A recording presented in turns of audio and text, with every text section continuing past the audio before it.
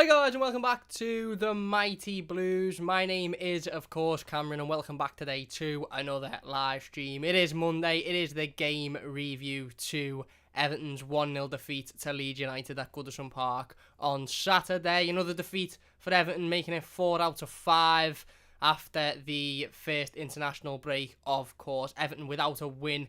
Well, we won last week, but other than the victory against Fulham, without a win in 5 games, and that doesn't make sense, does it really? 1 win in 5 games is what I'm trying to say, and another really disappointing performance on Saturday evening, and another really disappointing result. But we're here today to talk about it as a whole and the game as a whole, because it was a very emotional instant match reaction from myself, and I feel like it was a very emotional reaction from a lot of Evertonians after the game on Saturday, and that's completely understandable. Look, Everton weren't good enough whatsoever. There was opportunities in that game to hurt Leeds. There was opportunities in that game to really push Leeds and hurt them defensively. They did leave massive gaps, certainly in that second half, and we just didn't exploit that enough. However, we're here overall to talk about the game and of course the positives and the negatives, and ultimately I've seen a lot of Evertonians over the last 24, 48 hours or so on social media who seem to be getting a little bit frustrated at the moment. I have seen some Evertonians who might be a bit frustrated with Carlo Ancelotti, and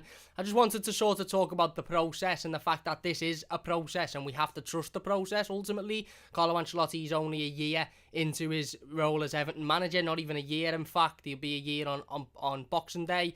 And look, it hasn't been great recently. It really hasn't. The defeats to Manchester United, Newcastle, Southampton, and of course Leeds haven't been good enough. The performances haven't been good enough. But I don't think it's I don't think it's at that point where we need to start calling for the manager to leave the football club. I think that's very premature. Now, having said that, that doesn't mean that you can't sit down and talk about the tactics. That doesn't mean that you can't sit down and criticise Carlo Ancelotti's decision making at certain points in the game or at certain points over the last couple of weeks or so. But I think we need to get rid of this mentality as football fans as a whole, not just Evertonians, but this mentality that you can't lose 4 games on the bounce or you should sack your manager. I think it's utter atrocious. And also the mentality that as soon as you criticise a manager, that automatically means you want him out. That's not the case whatsoever. I think Carlo Ancelotti got a couple of things wrong on Sunday, and that's fair enough. Do I want him to leave the football club? Absolutely not. He's the best manager we've had in absolute decades, certainly in my lifetime, if not ever. And if anybody is going to take Everton to that next level in terms of winning trophies and finishing consistently in European competitions, it's going to be Carlo Ancelotti. Having said that, we really do need to put things into perspective, and the perspective for this situation is that we're only a year into his reign. We've started this season very well. At the start of the season, we went into the first international break and it hasn't been great since. Even the win last week at Fulham wasn't great, but the games in which we've lost to Manchester United, Leeds, Southampton and Manchester United, Leeds, Southampton and Newcastle. Southampton, decent side, wanted it more than us. Leeds, on Saturday, come to Goodison Park and wanted it more than us in the second half. We could have won that game. We could have walked away with a win. We had 2 goals disallowed, but we just didn't want it as much as they did in that second half. Manchester United, we know what they can do on any given day. Newcastle is the only real game that you look at and you think that's shocking. We should be winning that game of football. I mean, I believe we should have beat Leeds on Saturday. I really do, because I think defensively we didn't pressure them at all, and I think the majority of Leeds fans would have been sitting there on Saturday night thinking, why didn't they come at us? Why didn't they try and get at us a little bit more? Why didn't they try and break us down in the second half? Because they had a relatively easy afternoon defensively. But ultimately we had our opportunities. Abdoulaye Doucouré has an opportunity at 0-0 where the ball comes into the box. Great ball in from Tom Davies and he should score. We had 2 goals disallowed, 1 for offside, which is rightly so, to be fair. Well, 2 for offside. One where James Rodriguez takes it down absolutely perfectly. It's a fantastic finish. It's a shame it was disallowed, to be perfectly honest. But look, ultimately it was offside. And then one where Richarlison heads it and Ben Godfrey's standing in the goalkeeper's way and clearly in an offside position. So it was more of an even game than I think we all sort of initially thought. And obviously when you talk about the game 5 minutes after it's finished and you've been beaten and the second half was, there wasn't much to take from the second half. There's a lot of emotion and there's a lot of sort of panic, and I understand that, but when you sit down and you look at it again, was it the worst result in the world? Was it the worst performance in the world? No, it wasn't as bad as the performance against Southampton 4 or 5 weeks ago. It wasn't as bad as the performance against Newcastle in the game after that either. Is there big issues that Carlo Ancelotti needs to address? Absolutely. There's issues with this football club that we need to sit down and we need to look at, because ultimately We can't be going into games with this mentality of we're always going to concede goals. We need to ultimately be taking our chances and to be a lot more solid defensively. This was a game that I think on one hand we all felt it would be, but on another hand it sort of wasn't what we thought it would be. I thought this would be a high scoring 4-4, 5-4, something like that, to be perfectly honest with you. I was optimistic before the game, obviously, but I thought, you know what, we're going to concede, they're going to concede, it's going to be very high scoring. And up to the 80th minute, it was 0-0.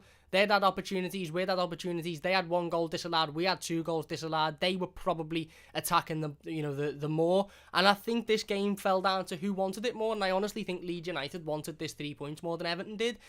There's points about their goal that we need to talk about because it could have been avoided quite easily. But ultimately, I've seen a lot of fallout from this game on social media. A lot of fallout. And this was tight. In the same way that last week was tight against Fulham. Just give it a second. The computer's decided to freeze, so I just want to make sure that it's still going before we carry on. Yeah, we're still up. But like I said, in the same way as that, it was tight last week against Fulham, and that game could have gone in any way. Fulham convert that penalty, that game ends 3-3.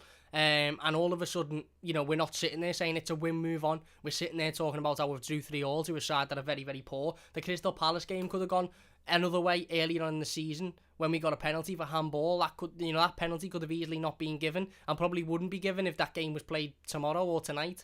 Again, I'm not saying we're being lucky in those games, but what I'm saying is decisions went our way in those games, and it went our way in those situations. Yesterday, it didn't. On Saturday, it didn't, and I'm not making an excuse for it, and I'm not going to sit here and be ultra positive. We can't be negative because, we just can't be negative. There's absolutely points to pick in that performance on Saturday, and there's absolutely reasons that I understand people questioning Carlo Ancelotti's tactics and team selection and things like that, but it does not mean that we should all jump to the conclusion of, right, he's not the manager, get him moved on. And I know the majority of level-headed Everton fans will be sitting here going, Cam, nobody really is talking about that, so you're wasting your breath. But there has been a lot of people on social media over the last 48 hours or so who are either talking about Carlo Ancelotti leaving the football club or who are referring to other people talking about that. So there's obviously a fair few people who have mentioned it or at least thought about it. And for me, it's just completely rash, and we need to get out of this mentality as football fans, is that your team can't lose 3 or 4 games on the bounce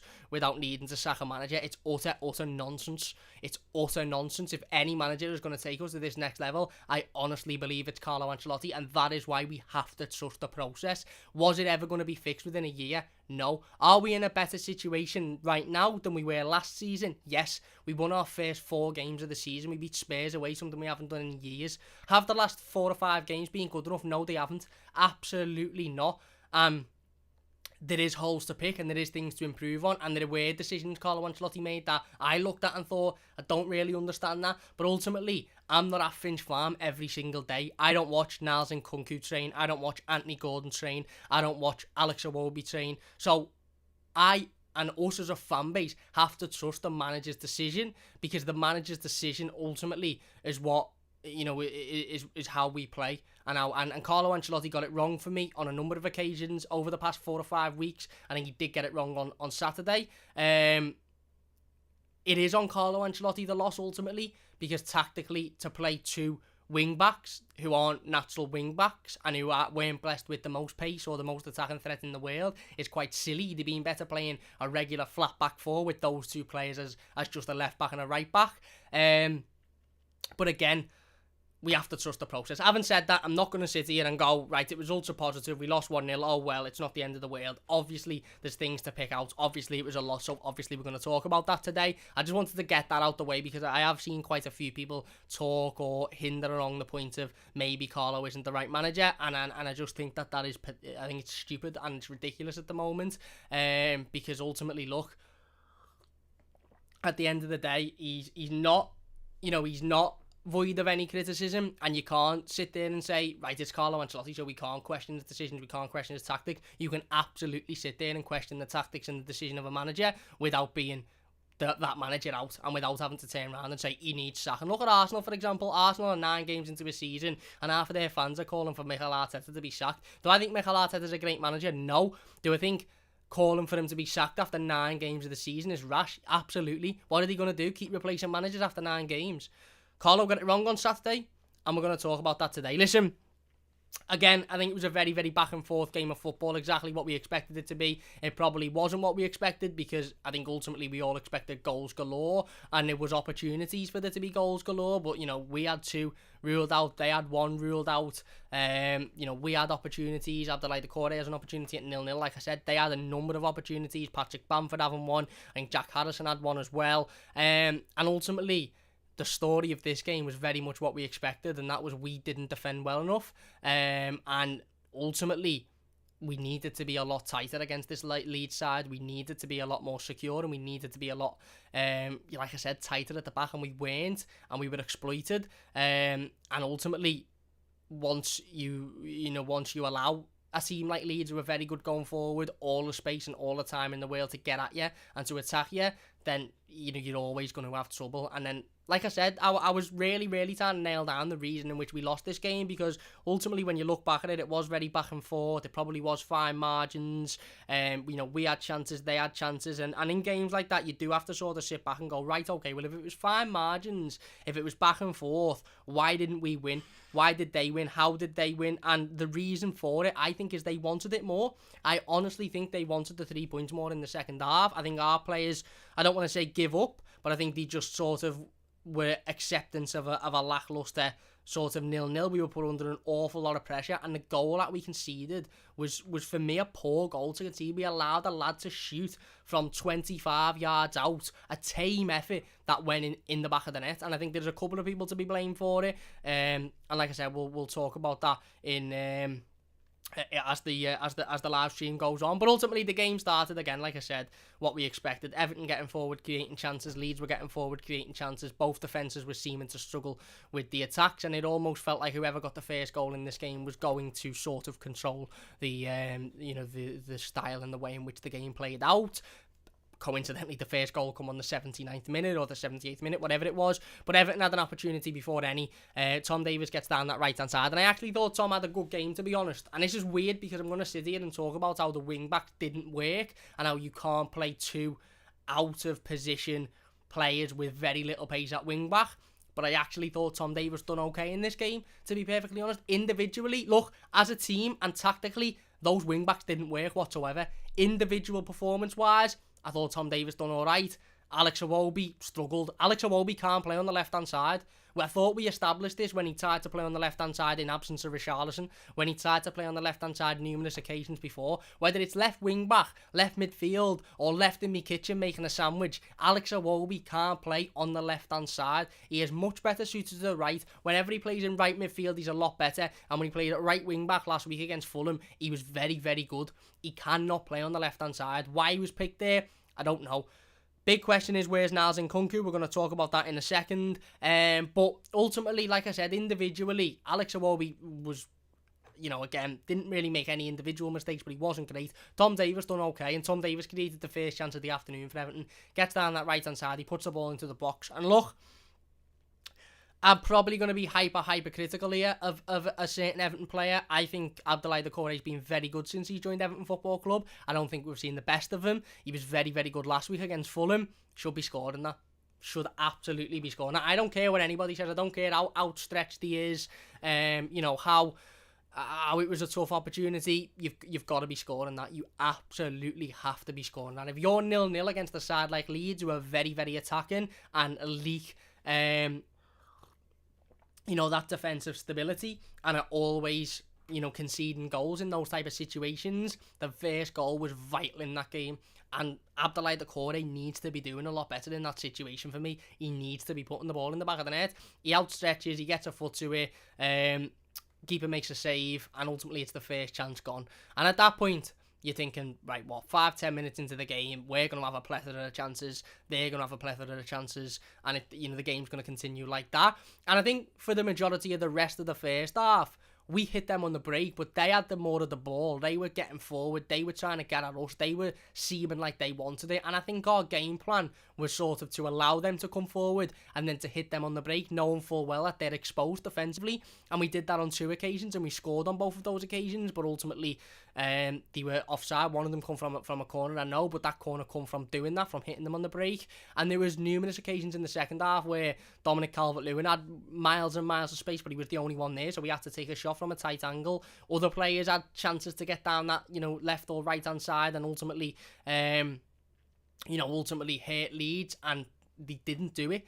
And I think that's what we rued. Like I said, we had the chances in that game to win that game of football, and we didn't. And that is probably and arguably the most worrying thing coming out of a game like this, is when you approach a game in a way that you've looked at a side and you've gone, right, okay, they leak goals defensively, they can be hurt, and you don't really do an awful lot to hurt them in an entire 45 minutes worth of football. That's why I sort of sit back and go, well, what's happened there then? Why haven't we thrown balls to the gun and gone for that game in the second half? But, ultimately, like I said, they then got into our half. They started to create chances. First one come from a Mason Holgate miss pass, which I think within the first 15 minutes of Mason being on the pitch, we all sort of felt, right, okay, he's probably not fit here. He passed it completely back to them. They come forward. They have an opportunity, and he probably should do better. To be honest, Jordan Pickford makes a world-class save. And he done this on a couple of occasions on Saturday. 2 or 3 really, really good saves that kept us in the game at 0-0. Another one coming from Jack Harrison. They were just getting down our half far too easily, and they were breaking us down far too easily. And I think that was the difference between us and them, as we had the ball in the back of the net twice, and we were creating the odd half chance, but it was nowhere near as easy as they were.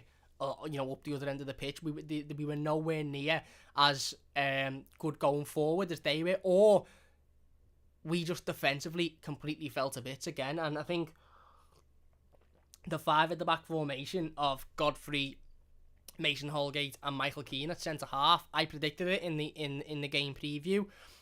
I think what this 5 at the back formation does is it ultimately leaves you sitting there at the end of a game thinking, well, Tom Davies had a decent game there. Okay, Godfrey wasn't awful. Michael Keane, wasn't awful. Mason Holgate didn't have a great game, and Alex Iwobi didn't have a great game. But collectively, doesn't work. It doesn't work whatsoever. If you're playing a formation which includes fullbacks, you absolutely need Luca Dean in that formation, because he is so pivotal going forward. He is so good attacking wise, that he is irreplaceable in that side. The only player that you maybe could have made an argument that could replace Luca Dean on that left hand side was Niles Nkunku, but nobody really knows what Niles Nkunku would have brought. He's a young lad. He was originally brought in to play in the under-23s. He got his opportunity in the first team. He done well in the Carabao Cup. He's played a Premier League game. He wasn't massively at fault in that Premier League game, but we lost it. I understand it was a big risk to throw Niles Nkunku in there, but if he was fit, by the way. And that's a big if, because we still don't know. And that's why I'm sort of hesitant to talk on this topic. Carlo Ancelotti could end this conversation by coming out and saying, well, Niles Nkunku picked up a little bit of an ankle injury on Saturday morning, so that's why he didn't play. And then ultimately this conversation's void of any relevance. But Niles Nkunku, if he was fit, was the only player that should have been playing in that left wing back position. Let's get that absolutely right. Tom Davies done a job on the right. Alex Iwobi done a job on the right last week, and got forward and created chances. Ultimately, he wasn't good enough on the left because he can't play on the left, let's be honest. But if you're playing a formation with wing backs, you can't shoehorn players into those positions. You absolutely have to have players that can play in those positions. Luca Dean would have been a fantastic player to have in that side, but obviously he's picked up an injury and we won't see him for quite some time. And I think if we'd have had Luca Dean on the left, we'd have created an awful lot more, and we probably wouldn't be looking too much on Tom Davies, because we'd say, right, okay, he done his job on the right, and Luca Dean was brilliant on the left. But ultimately having two unnatural fullbacks, if you like, or midfielders, let's be honest, playing a fullback in a formation that they're not used to playing in, and both players not blessed with an awful lot of pace, it just didn't work. It really just didn't work. And ultimately, again, for me, it was the wrong formation to go with, given the players that we had available and given the players that started in those positions. But again, Leeds continue to get us. We will get into the live comments in just a moment. By the way, loads of people in the live comments. Big thanks to everybody for joining us. Look, if you're enjoying the live stream, please do hit that like button. We're currently 3 subscribers away from 3,100. So if you could hit that subscribe button, it would mean a great deal to me. Share the live stream. Let's try and get as many people in here as possible. Like I said, please do leave a like. Get your thoughts in the comments. But yeah, Leeds continue to have opportunity after opportunity. I think we rode our luck massively in that first half. Patrick Bamford has one in the back of the net. But ultimately, we had chances as well. And I think it was really, really funny to hear the commentary on Saturday afternoon from Sky and a certain Liverpool fan who tries to blag that he's unbiased, but he's the most biased fan in the world, saying that Leeds should have been 6-0 up and they were all over us. Listen, Leeds could have easily scored 4 or 5 goals in that first half, but Everton could have scored 4 or 5 goals as well. We had 2 disallowed.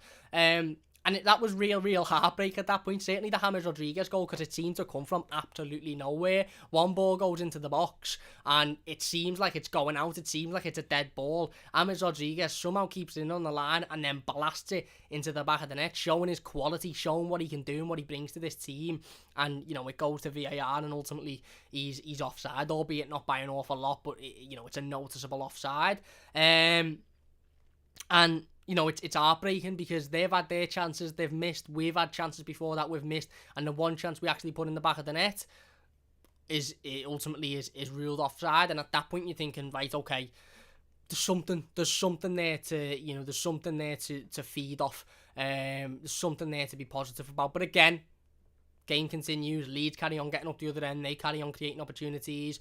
They'll probably have been disappointed that they didn't have 2 or 3 in the first half, to be honest with you. Jordan Pickford again pulling out a massive save. I think Jack Harrison put one wide from about 10 yards out, which was a shocking miss from their point of view. And then we go back up the other end. Corner comes in. Richarlison heads in. Get in. Surely this one isn't disallowed. We're 1-0 up. Don't really know how we're 1-0 up because, this game could be 4 or 5 all already by now, but we're 1-0 up, get him, goes to VAR, Ben Godfrey standing on the line. It's always going to be given as offside. A point is made that ultimately, if Ben Godfrey isn't standing on the line, does the header even go in practically? And I said that. I sat there after the goal had been disallowed, and obviously the emotion was riding, and it was a very emotional time. And I said, why is he standing there? Why is he standing on the line? And my brother was sat next to me. My brother said, look, if he wasn't on the line, it probably wouldn't have gone in, because it wasn't a header that was aimed with an awful lot of velocity. It was a good header, but there wasn't a lot of power on it. So if he wasn't on the line, the keeper probably steps over and catches it. And ultimately that's 2 disallowed goals there in a half that's been very, very end-to-end. Leeds go to the other end, they get one. It's disallowed again for, I think, offside, and the ball ends up going out. And it's just the most entertaining 0-0 from a neutral's point of view that you've probably ever seen. But I'm not a neutral, so I don't give a shit about a neutral's point of view. So I was sitting there disappointed that Everton had allowed Leeds 5, 6, 7 clear opportunities to go 1-0 up. And yes, okay, they hadn't. But it wasn't like they hadn't because we defended fantastically. They hadn't because Jordan Pickford had a fantastic first half and they ultimately missed their chances. And that was the most frustrating thing in the first half. Not only the 2 disallowed goals, but the fact that, again, another team has come to Goodison Park to play Everton and ultimately gone, these are shaky defensively, we can get at these, we can create, we can get forward. And they've done exactly that. They've got forward, they've created chances, and ultimately they didn't make us pay for them in that first half. And that's where I think we needed to improve in the second half. We needed to come out and go, look, it's very, very clear how this game's going. They're going to have another 5-10 chances in the second half. Average-wise, and doing it, by percentages and ratios, they're probably going to score one of those chances. So we need to go out and either score first or make sure that we have as many, if not more, chances as they do, and then go and get a couple of goals. But we come out the second half in, for me, a similar veins as to what we come out the second half last week. Just like, can't really be arsed anymore. Don't really want to get at them. Don't really want to, break down the wings. Richarlison faded out the game massively in the second half. He had a couple of chances that he probably should have done better with again. Ball comes over the box and Richarlison's trying to hit it on the volley. Why are you hitting that on the volley, lad? Take it down. Take a shot. I love Richarlison. I really, really do think he's a brilliant player. And, some of the criticism from him on Saturday was utter nonsense, by the way. I don't want to sit here and talk about the negative side, but ultimately, listen, Jamie Carragher saying that Richarlison, he's never seen a player go down more than Richarlison in his life. Lad, you played with Luis Suarez, who was down more times than I'm not even going to say what, because it'll probably get demonetised, but you know what I'm talking about. He spends his life on the floor, crying, rolling around. This is the same Jamie Carragher who praised Harry Kane for going on the floor and rolling around because it was a good thing to do because he's won his team the free kick. But, Richarlison goes down because he's being kicked, by the way. And that's another point. Jamie Carragher won't watch this video at all, because he won't. But Jamie Carragher, if by some way, shape or form you do manage to watch this video, please find me a clip or a situation in which Richarlison has gone down with no contact. no contact. Yes, he might go down and roll around a little bit and it might be a little bit theatrical, but that lad gets kicked and kicked and kicked for the entire game. He's never dived. Unlike some players that you played with and you watch and laud and call dancers on a weekly basis who throw themselves on the floor when another player looks at them. Find me a clip of Richarlison where he's gone down with no contact. He doesn't. He might be theatrical at times, yeah, but the lad's getting kicked for 90 minutes every single game. His ankles must be absolutely battered every time he leaves the pitch. He talks utter nonsense, Jamie Carragher, utter nonsense, and I've got no time for somebody like that with that much bias, and that's a big reason as to why I've got no time for Sky Sports as well.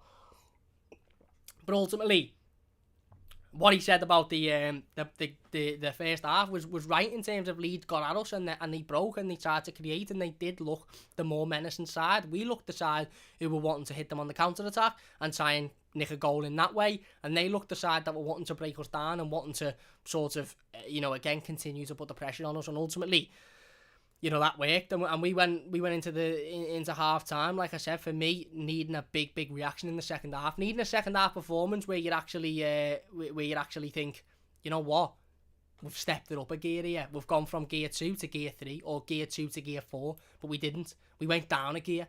We just didn't seem like we were interested, and ultimately, I honestly believe Leeds won this game because they wanted it more than Everton did.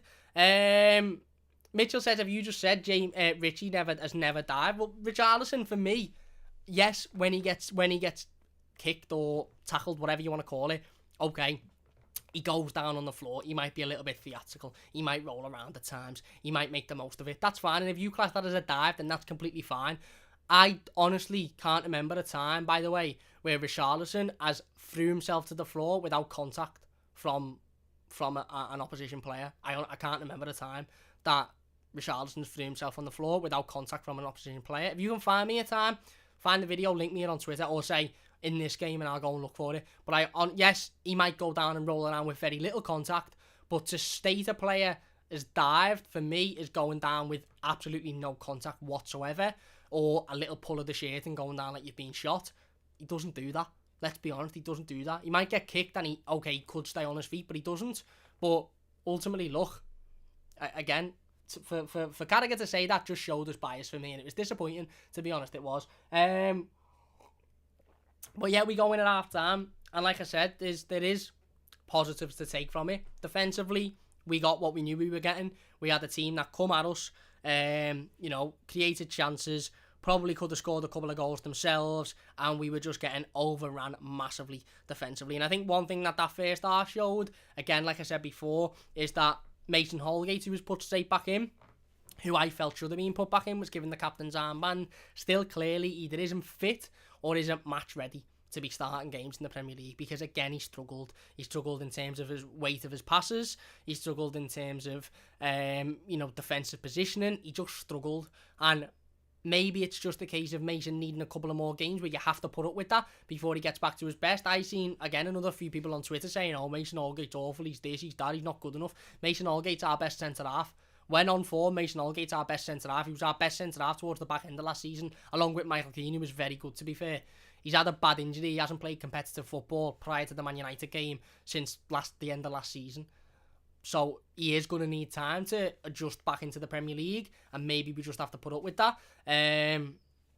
But ultimately, again, we went into the first half, like I said, and we will talk about the second half in a moment. I will get in the live comments. If you're enjoying, please do hit that like button. Don't forget to share the stream. Like I said, only a couple of subscribers away from 3,100, so if you could share it, would mean a great deal to us. But yeah, we went in the first half knowing what we were going to get defensively, which was a pretty Everton performance, really, wasn't it? Let's be honest, where we were just constantly put under pressure, and they probably should have made more of that pressure. But going forward, we'd scored 2 goals, they were disallowed, and you wanted the reaction in the second half. And I think that's the big disappointment, is again, for the second week on the bounce, we didn't get a reaction in the second half, and this week it's ended up losing us that game of football.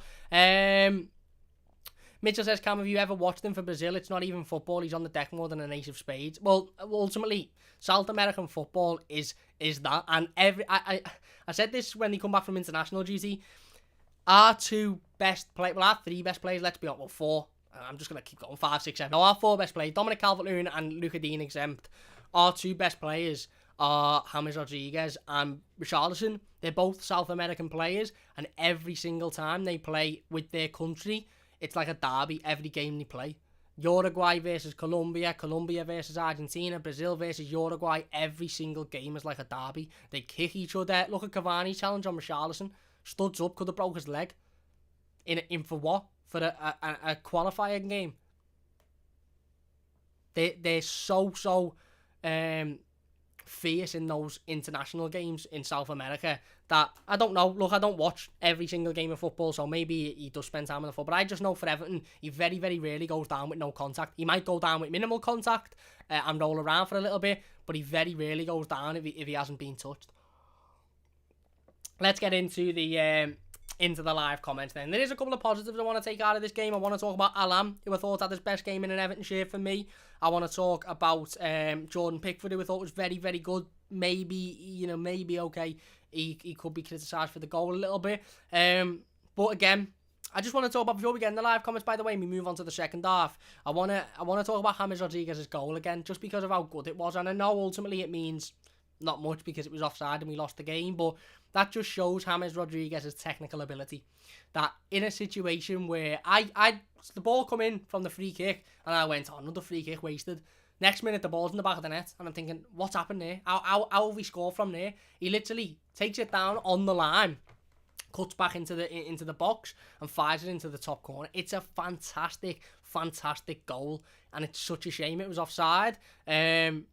And I thought James done okay in the game, to be honest. I was probably a little bit critical of him in the instant match reaction in the player ratings. I thought he done okay. He was trying to create. He was trying to put balls on the plate for other players. Ultimately, he had the chance in the second half that I really think he should do an awful lot better with, when the goalkeeper literally passes it to him and he tries to chip it over him. I think he went for the spectacular there, which is understandable. Looking back on it with hindsight, which is a wonderful thing. If I was James, I'd have just took the ball down and ultimately just ran with it and had a shot from 15 yards out when the goalkeeper was back on his line, rather than trying to chip him. But I've got another issue with Everton that I want to talk about later on in the stream, which James sort of does fall into. Not an issue with James, but just an issue with Everton altogether. Let's get into the live comments then. Like I said, if you're enjoying, please do share the stream. Let's try and get as many people in as possible. Evan Botch says, hey Cam, how you doing? Long time watching live. Hi mate, I'm not too bad. I hope you're doing well yourself. He also says, thoughts, we could get Sangare for 8 million and Leon Bailey for 25 million. And we did. Carlo not play the backup left back in the match. He isn't good enough. Then they should have gotten one. Well, again, the Nkunku discussion is one that we're going to have in a little while, because I think it's an important one to have. Because ultimately, I think we were all expecting Niles Nkunku to start on Saturday, and he didn't start. And I don't know why he didn't start, whether there was an injury, whether there's a trust issue there. Are we literally reliving the Anthony Gordon situation when Richarlison was suspended? I don't know. Semi says, team selection, formation, substitutions and overall mentality are all the domain of the manager. Need Carlo to get it sorted. Spot on. He also says, hi Cam, well met sir. Hi mate, how you doing? Liam says, hey Cameron, what's your opinion on Sami Khedira wanting to join Everton and Carlo Ancelotti? I don't know. I don't know whether Sami Khedira is the type of player that we need, to be honest, at the moment. I think Sami Khedira is a good footballer. But I don't know whether he's just another midfielder that's going to come in, not have much pace about him, not have much agility, and ultimately just be somebody that doesn't really have the legs to run around. And for me, we need another player that's got the legs that can run around in that midfield. Carl says, look, I'm not angry. It's going to take 2 windows to sort the bad signings that Koeman and Silva signed. Spot on, Carl. And Ananda says, hey Cam, hope all is well, mate. Do you think at this point it's over for Gordon? Not sure what he needs to do to get in the side. No, I don't. But I do think he needs to go out on loan, to be honest with you. I think there's absolutely no point in him not even being in the first team squad. I do think that's a little bit ridiculous, because ultimately he's far too good for the under-23s. If Carlo Ancelotti come out and said, look, I'm not sure on this, and I'm not saying he's going to come out and say it to fans, because it's not really something that you'd expect a manager to come out and do, but if he come out for argument's sake and said, look, I'm not completely sure on this lad, he's a very good young player, but I don't completely trust him in the Premier League, we're going to send him out on loan, I think everyone will go, you know what, that's sound. So I expect Anthony Gordon to go out on loan, to be honest with you. Semi says it's still early with Ancelotti, we do have to be patient and trust him at the moment. Completely agree, said even though I'm a bit critical. He also says Newcastle loss was a total shocker. Cam, you and I had it 4-3 Everton, not so much. There you go. There you go. Whammy says, hey everyone, hi mate, how you doing? The FA Cup draw is tonight, you're spot on. Semi says, talking about Ancelotti out is a madness. And Big Nos says, hi Cam, we have to walk before we can run. I've said it on here before. Carlo needs his own choice of players. He is working with Dross and is being left for him. He has more quality in like Allen and James. Yeah, you know what? You're spot on. And like I said, Carlo Ancelotti isn't void of criticism. You can't sit here and say, oh, you can't criticise Carlo Ancelotti. You absolutely can criticise Carlo Ancelotti. That doesn't mean that you have to be Carlo Ancelotti out, and that doesn't mean that we have to sit here and say, oh my god, you can't criticise Carlo Ancelotti because it's Carlo Ancelotti. Ultimately, tactically, I do think he got it wrong. I think he got the formation wrong, and I think he got the players in that formation wrong. But it doesn't mean it's the end of the world. It really, really doesn't. Anyway, going into the second half, again, very much of the same, other than I think we dropped the levels a little bit, to be honest with you. We didn't really create an awful lot in the second half. We had a couple of half chances, the Richarlison one being one of them, where the ball drops for him in the box, and for me, he should do an awful lot better. He should be burying it. But again, sees the lights a little bit with the fancy volley finish. James Rodriguez has one, like we said, where the goalkeeper kicks it out to him and he puts it up, he puts it wide. He tries to chip it over him and the goalkeeper ends up catching it.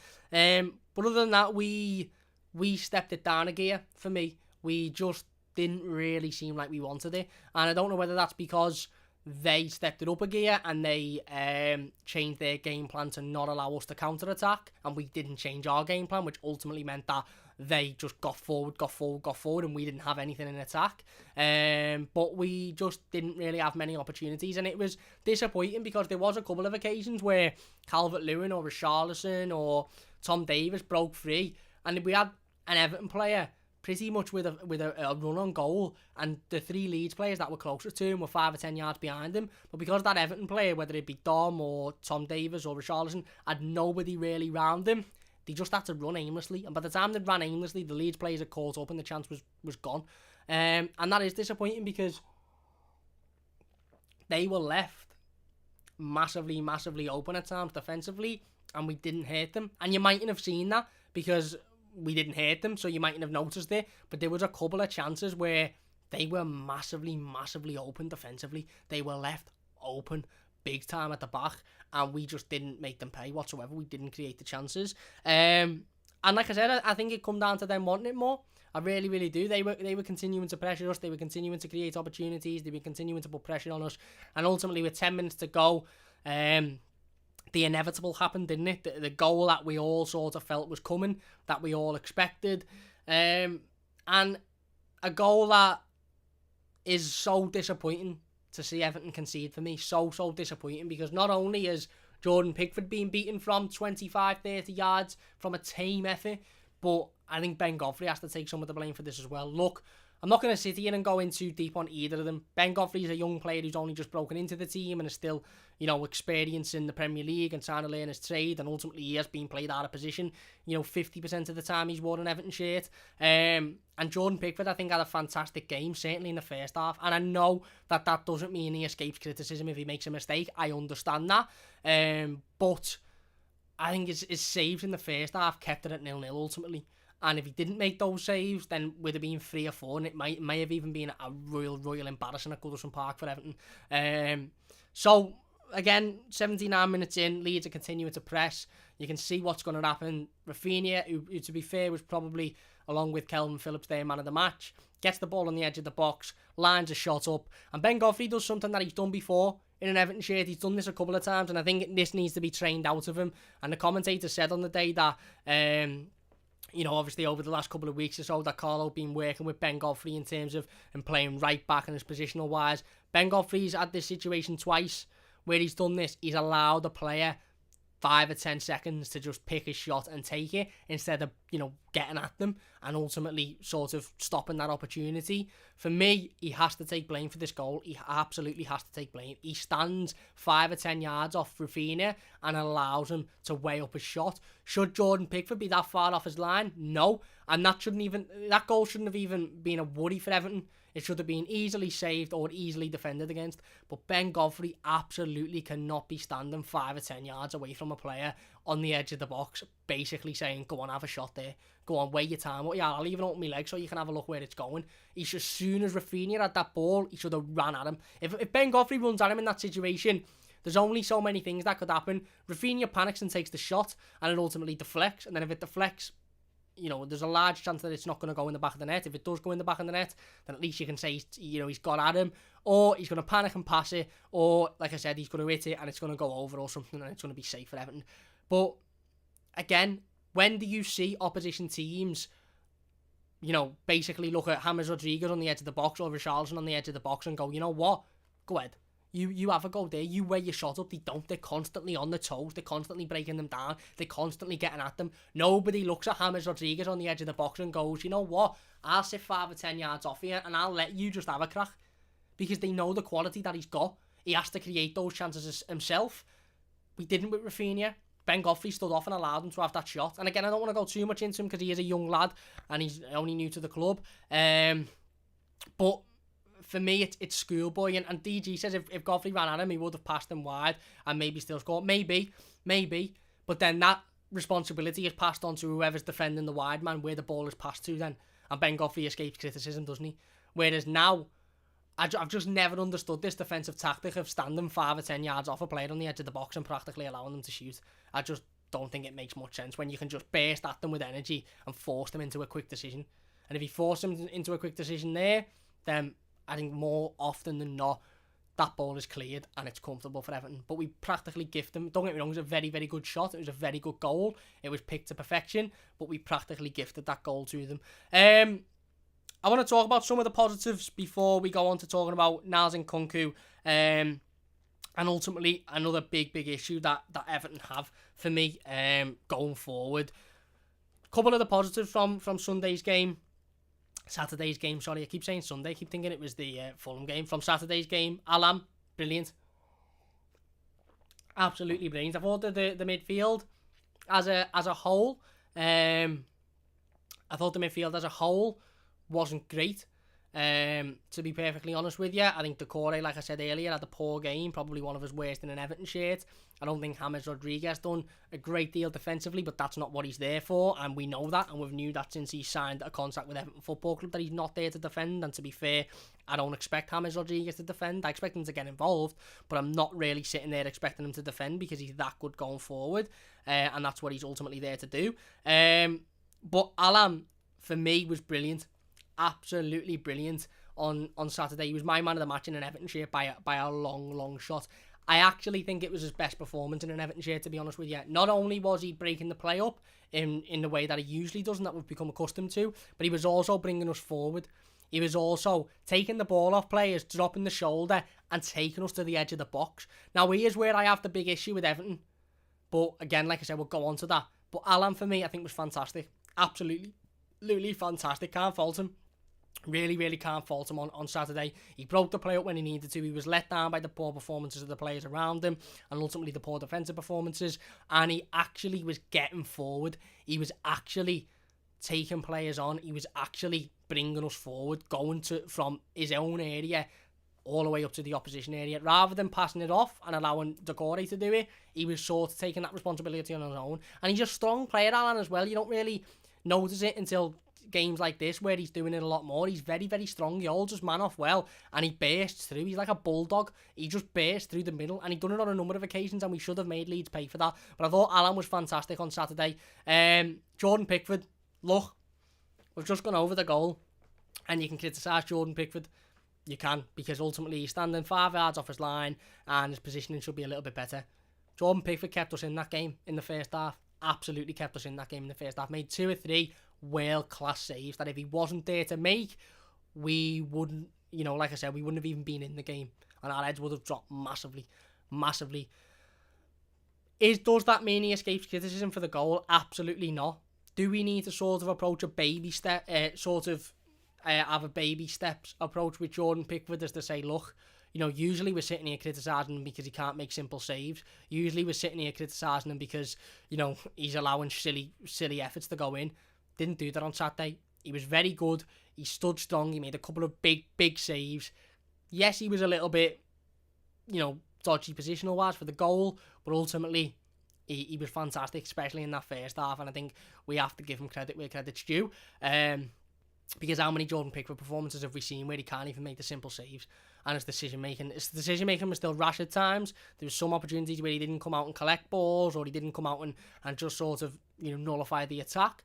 But shot stopper wise, I thought he was fantastic. And you have to take the positives out the game. You do. When he says Cam, can't say too much about the players. They're out of position playing systems they don't get. Too much swapping and changing. The Corey was poor individually. Alan was a beast, but it's all confused at the moment. Well, yeah, again, you're spot on.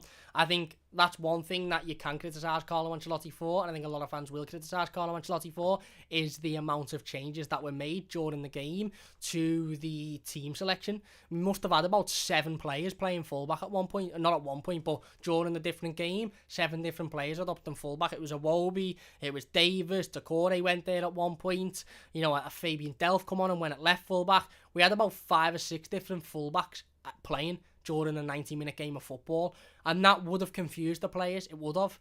But again, I do think Carlo has to take blame for that, because ultimately we started with a starting 11 with 2 wing backs. If you said to me now, what does a wing back do? I'd say they just run. They run with pace, they run with energy, they get balls in the box, they create chances. Honestly, could you see Tom Davies doing that, even though he had a decent game? No. Could you really see Alex Iwobi doing that? On the right-hand side, potentially. On the left-hand side, like I said, no, because he can't play there. So, I think Carlo did get that wrong. For me, like I said, one of the big issues that I think Everton have got at the moment is we don't take enough risks. We don't shoot from outside the box. We seem to have fallen into this habit of trying to walk every ball into the back of the net instead of getting it 15, 20 yards outside the area and just thinking, you know what, I'm going to have a go here. How did Leeds score the winning goal on Saturday? Rafinha got the ball 5 or 10 yards outside the area and went, you know what, I'm just going to have a go here. I'm just going to hit it. And he hit it and it went in the back of the net. And ultimately, they won the game from it. But what do? We try and walk the ball in the back. And it's brilliant. It's brilliant when we score goals doing that. It's absolutely fantastic when we score goals walking the ball into the back of the net. And, it looks dead sexy. And Richarlison's chipped it to James. And James has put it to Dominic Calvert-Lewin. And we're all sitting there proper loved up thinking, I absolutely love Everton. But that's not going to be feasible in 38 games of a Premier League season. It's just not whatsoever. Sometimes you need to get that ball 15 yards out the area and just lace your foot right through it and hope it goes in the back of the net. And we've got players with the quality to do that. James Rodriguez can lace one from 20 yards and launch it into the top corner. Gylfi Sigurdsson, that's about the only thing he's good for at this point. Getting the ball and lacing it. So if you're going to bring Gylfi Sigurdsson on as a substitute, and I know he didn't come on Saturday, but he did come on against Fulham last week, Gylfi Sigurdsson should just be told, get that ball and just fucking lace it. Just hit it, lad. Just get it and hit it. Not play it off to the defence or stand there and point around. You stand there and when the ball comes to you, hit it. And we don't do enough of that. And like I said, again, I understand where Carlo Ancelotti's come from and the teams that he's played with.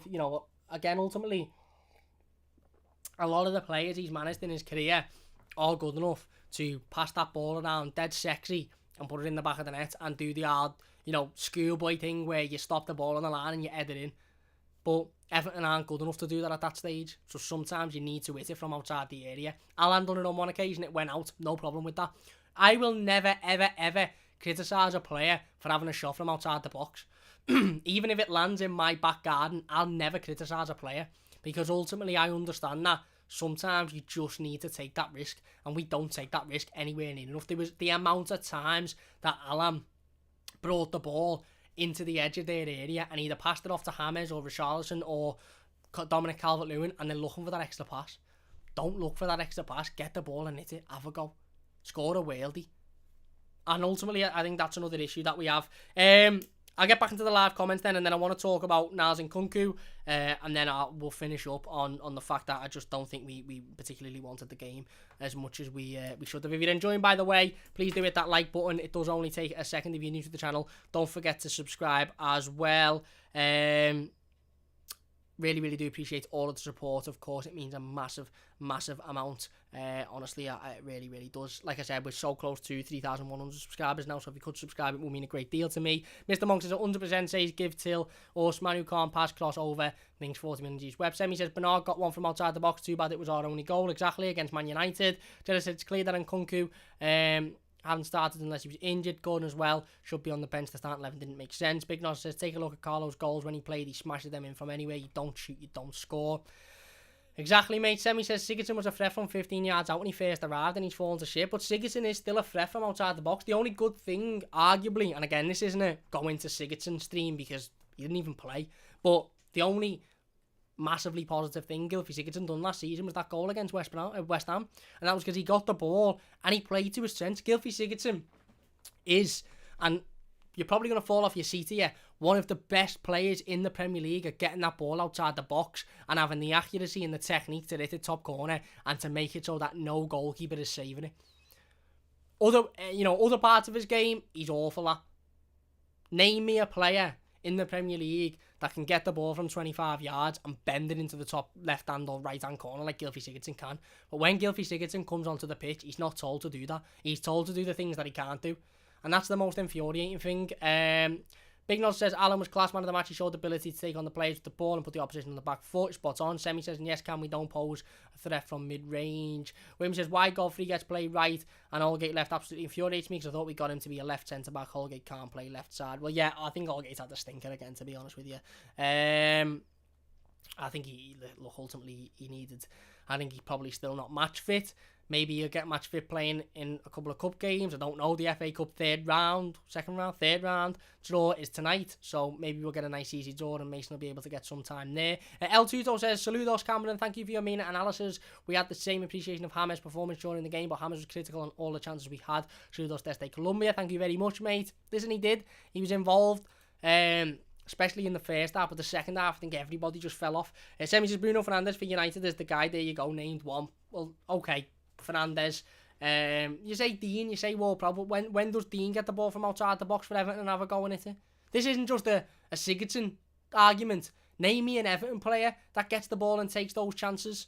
Nobody does it. Why can't we just have the ball outside the box and think, you know what, I'm going to hit this. If it goes, if it lands in fucking Stanley Park, who cares? You've had a go, you've had a chance. That might just, that chance that you have from outside of the box with 10 minutes to go might just go right in the top corner in a game that you desperately need it. You don't shoot, you don't score, and ultimately we don't do enough of that. I want to talk about Nkunku before we finish up because he's a big talking point. Ultimately, I was very, very, very frustrated to not see Niles Nkunku featured on Saturday, and that was because I honestly think, no Cam, you said... cannot does. Well, yeah, there's other players, obviously. But, Gylfi Sigurdsson is very good at doing that, practically. He seems like he's told to not do it, or at least he doesn't do it. Look, team selection confused us all on Saturday when Niles Nkunku wasn't involved, wasn't even on the bench. I think Phil O'Keefe... Phil Kilbride. I've just mixed two different journalists up there. Phil Kilbride from the Echo tweeted out about 10 minutes before the team selection that Niles Nkunku had walked past the journalists in the ground and didn't look like he was going to feature. The honest answer is I don't know. I don't know why Niles Nkunku isn't on the bench or in the starting 11. I don't know why Anthony Gordon isn't. Part of me wants to say maybe he wasn't fit or he wasn't injured, but I think the realistic reason is because I just don't think Carlo Ancelotti trusts the younger players, to be perfectly honest with you.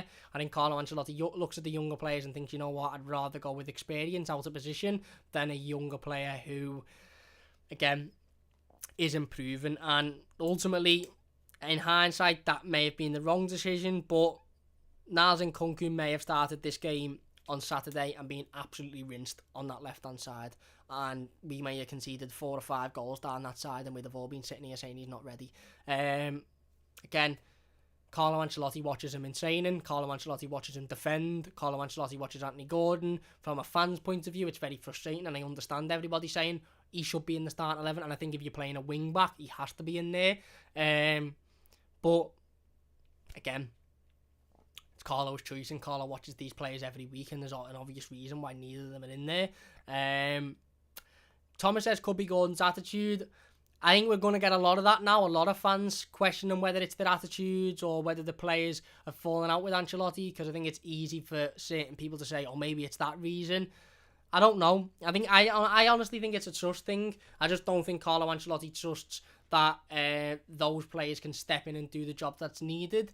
But ultimately, it's like picking a needle out of a haystack as the reason as to why they're not involved, because they absolutely should be involved. For us as fans, there's no reason I can think of other than injury or fitness as to why Anthony Gordon shouldn't at least be in the 18. Not starting, you can say, right, okay, half understandable, maybe Carlo doesn't trust that, but not even being in the 18 is a bit of a madness for me when players like Cenk Tosun and Bernard are in the 18 every week. Same with Nkunku not being in the 18, but Fabian Delph's preferred as a backup. Is like, what's going on? What's the reason?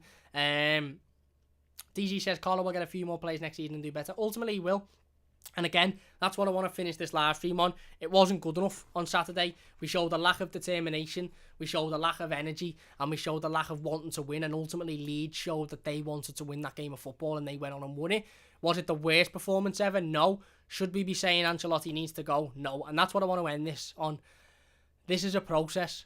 It always was going to be a process. When Carlo Ancelotti was employed on the 26th of December 2019, we all sat here and went, right, we've finally got a serial winner. We've finally got a manager who knows what it's like to be in European Cup finals, to win leagues, to win cup competitions. We all knew that this was going to take at least 2 to 3 years before we saw any real progress. And by real progress, I'm talking about finishing in the Champions League or challenging in the league or whatever you want to call that. Yes, we maybe got a little bit, our expectations maybe were a little bit too unrealistic at the start of the season when we won 4 games out of 4 and we signed James Rodriguez and it was boss. Maybe they were a little bit too unrealistic, but ultimately, we have to keep reminding ourselves that Carlo Ancelotti has had one transfer window as Everton manager. I don't class last January because he'd been in the job 2 weeks and he barely knew any of the players, he barely knew the system, he barely knew the club. So forget last January for anybody saying, oh, well, what about January? Forget that. He's had one transfer window. Have we improved the squad? I think we have. Let me know in the live comments. Has James Rodriguez improved the squad? Yes, he has. Ultimately, he has. As Abdoulaye Doucouré, yes. As Alan, yes. Godfrey, still to be seen, but one for the future. It's a process. And we have to keep reminding ourselves it's a process. And for me, we have to trust the process. I said it when Carlo Ancelotti was employed. I think I said it on a live stream. You can probably pick it up from that time. This time last year, or, Christmas last year.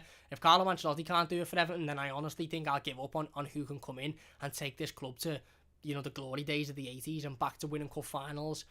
Was it going to happen overnight? Absolutely not. Was it going to happen? After a season? Absolutely not. Jared says it's not unrealistic to beat Leeds and Newcastle. Cam, it's not. It's absolutely not whatsoever. And we should have been beating those teams. And we should have beat Southampton. And we should have beat Man United. But it doesn't mean that we're going to win every game that we should be winning. Doesn't mean that we're going to win every game that you look at on paper and you think we should get the 3 points there. And Semi's right, improved or not, we have to get results. We absolutely do have to get results. And again, I am absolutely fundamentally against sacking a manager after a year in charge who has had one transfer window, especially a manager of Carlo Ancelotti's calibre.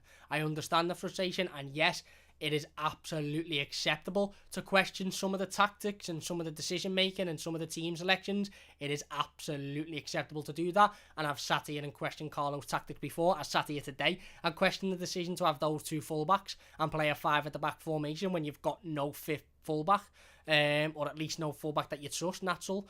But I think this whole football fan mentality of, oh, we've only won 1 game in 4, so get the manager sacked, is a nonsense in my opinion. Everybody's entitled to their own opinion, and that's fair enough, but I think it's a nonsense.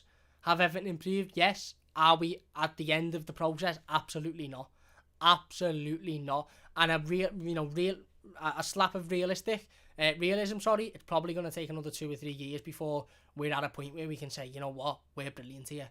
But if Carlo Ancelotti in his first summer for Everton Football Club has signed Alan and James Rodriguez and Abdoulaye Doucouré, 3 players, 2 of whom wouldn't be here without Carlo Ancelotti, 1 of whom we were trying to get for years and has now come because of Carlo Ancelotti, then who knows what he can do in the next transfer window.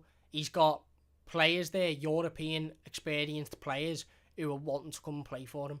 I'm not saying that they're the best fit for Everton, but they're European experienced quality players who want to come and play for him. And as frustrating as it is, and as disappointing as it is, we have to trust the manager, and we have to trust the process, and we have to trust the decisions. Ultimately, we're 5 points away from top of the league. And I know you can say we're 5 points away from, 16th or 17th or whatever. That shows how tight it is. And that's equally as frustrating, because if we'd have beaten Leeds yesterday, or if we'd have beaten Southampton and Newcastle, then we'd still be right up there with the top of the league, because everybody else is dropping points. But it just shows how open this league is. It really, really does show how open this league is. And we might be sitting here come the end of the season, finished 7th or 8th, thinking, if only we'd have beat that Leeds, if only we'd have beat Southampton, we'd have been 4th, 3rd. But ultimately, life is always on if onlys or what ifs. Again, we have to trust the process for me, and we have to put up with some of the poor performances and the poor results at the moment. Because, let's be perfectly honest, it will get better, and we've got the manager that can make it better. And ultimately, football, Carlo Ancelotti isn't a magician. He's not a magician. It was never going to happen overnight. It was never going to be fixed overnight. It was always going to take time, and it will take time. And let's just hope we bounce back with a win against Burnley next week, because Burnley are dreadful, so we should be absolutely beating Burnley. Anyway, let's get in the live comments then before we finish up. Big Nos says, my missus is sat here listening to people saying sack Carlo. It's an embarrassment to hear it. DG says, football is a passing game, not track and field. The obsession with quick players makes no sense to me. Exactly. Wayne says, Carlo needs to stay for the long term. He needs players. Let's get his own players and get those shit out. Jab says, I wonder if there's something integrated deep in the club to carry on players playing awful players.